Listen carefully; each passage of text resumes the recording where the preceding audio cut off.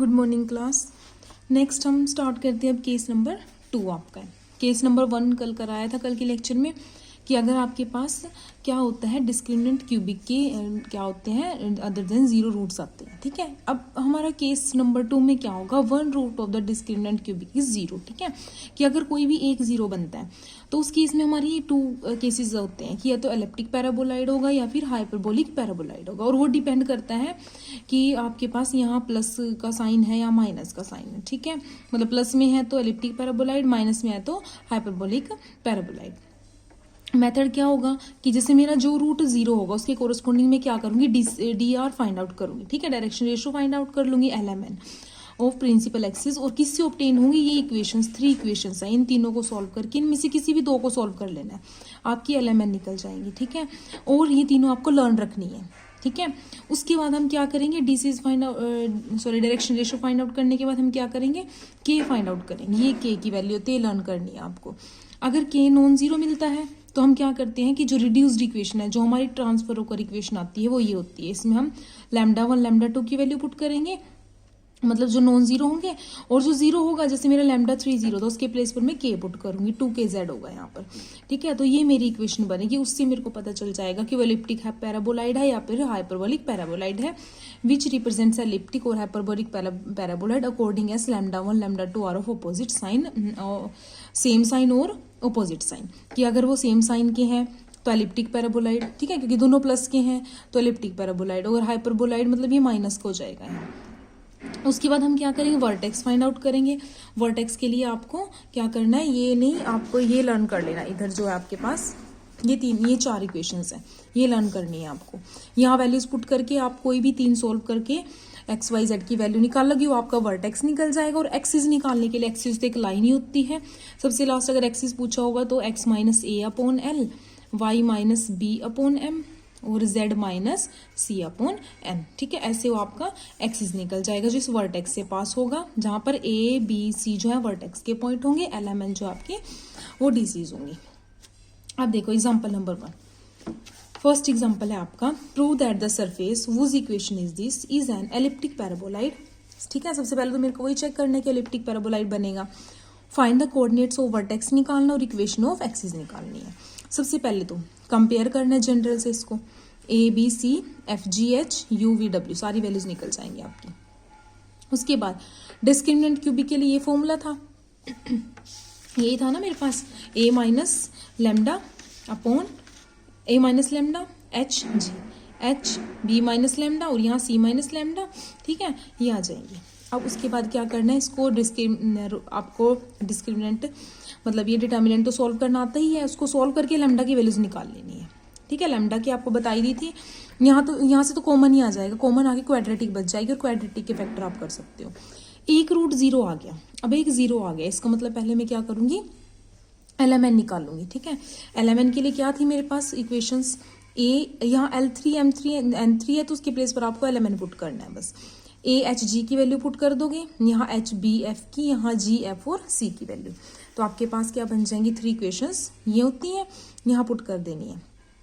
एक पुट करोगे, यहाँ पर पुट करके आपके पास इक्वेशन क्या बनेगी, 4L प्लस H की वैल्यू क्या है आपकी 4M। ठीक है, सॉरी A की वैल्यू 16 है ना, तो 16L प्लस 4M और G की वैल्यू क्या है -4N इक्वल टू 0। 4 से डिवाइड कर तो क्या बनेगी, 4L plus M minus N equal to 0। ये फर्स्ट आ गई। ऐसी कोई भी 2 सॉल्व करनी है, सेकेंड वाली में पुट कर दो H की वैल्यू 4L,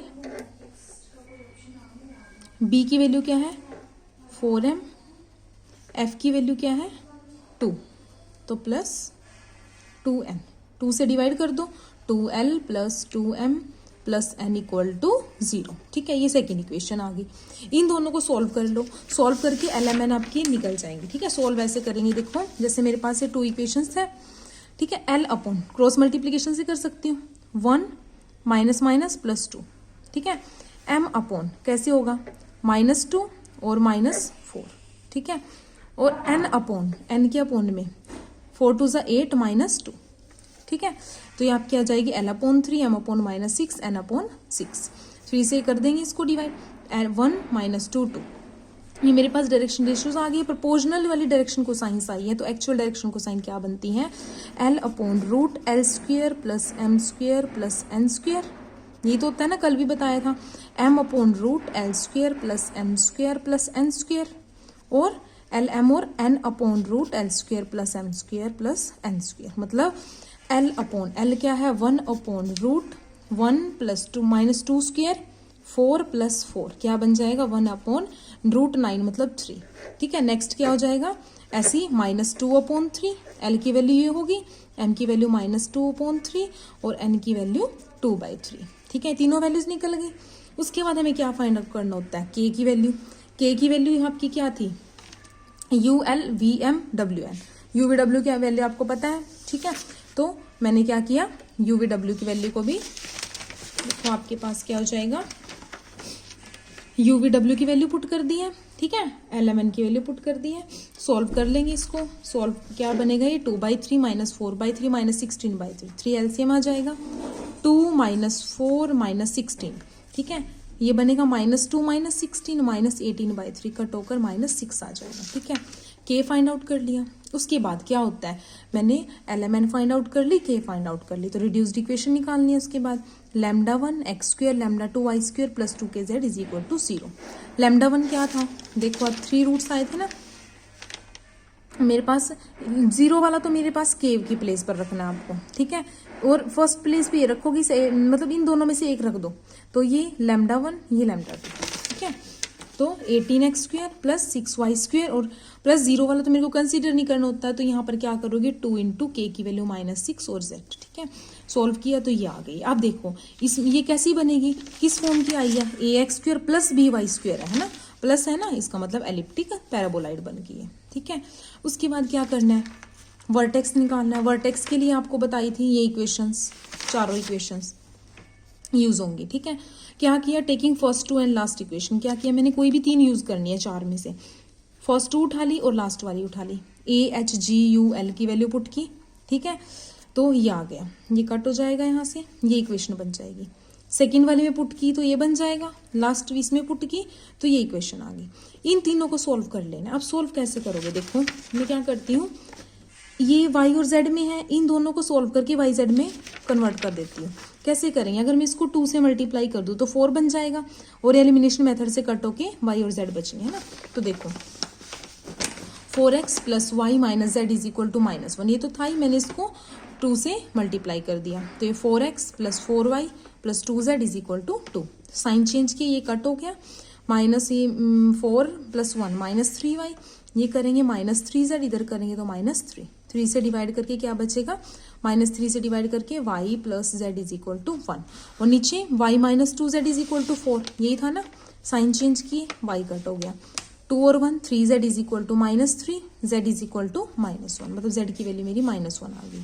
फिर y minus 2z is equal to 4 में मैंने क्या किया, z की वैल्यू को पुट कर दिया, यहाँ पर प्लस का 2 हो जाएगा, ये उधर जाएगा तो y की वैल्यू क्या आ गई, 2 आ गई।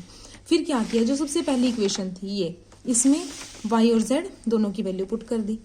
ठीक है, ये 1 है, ये इधर जाएगा, ठीक है, -1 है, तो यहाँ पर क्या हो जाएगा आपका -1, और ये माइनस का 3 जाएगा तो -4, कट होकर x की वैल्यू आ जाएगी -1, मतलब वर्टेक्स के पॉइंट क्या निकल गए हैं, -1 2 और -1। ठीक है, तो वर्टेक्स निकल गई और एक्सिस क्या बनेगी, ये पासिंग पॉइंट होगी, LMN ऊपर होगी मेरी। ठीक है, ये LMN थी आपकी, तो क्या बनेगा, x -a मतलब +1 हो जाएगा अपॉन l थी 1/3 is equal to y -2/m, m क्या थी -2/3, और z माइनस और माइनस +1/n, n क्या थी 2/3, प्रोपोर्शनल में है 3 कट, तो x + 1/1, y -2/-2 और z + 1/2, ये आपकी एक्सिस की इक्वेशन निकल गई। ठीक है, ऐसे आपको क्वेश्चन करना है, मतलब सबसे पहले आप क्या करोगे, कंपेयर करोगे लास्ट क्वेश्चन के, यहाँ तक तो लैम्डा की वैल्यू तक तो लास्ट क्वेश्चन जैसे ही है, ये लास्ट मेथड जो था, लैम्डा निकाल लोगे, अगर एक 0 आ गया तो आप ये क्या करोगे, LMN निकाल लोगे, ये याद रखनी है आपको।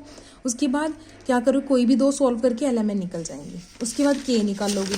ठीक है, K के लिए आपको ये याद रखनी है, ये इक्वेशन यूज करोगे। के निकालने के बाद क्या करना है, रिड्यूस्ड इक्वेशन निकल जाएगी। उसके बाद एक्स्ट्रा जो भी निकालना है, वर्टेक्स निकालने के लिए चारों याद रखनी है, इनमें से कोई 3 सॉल्व कर लेनी है, ठीक है। और एक्सिस के लिए आपको लाइन की इक्वेशन ही होती है, हो जाएगी डायरेक्ट, ठीक है।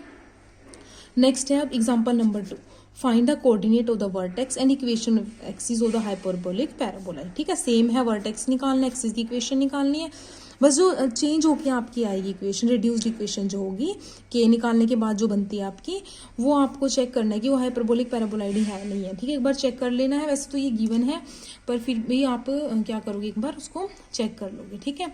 ये क्वेश्चन आपके लिए होमवर्क है, बिल्कुल सेम स्टेप है।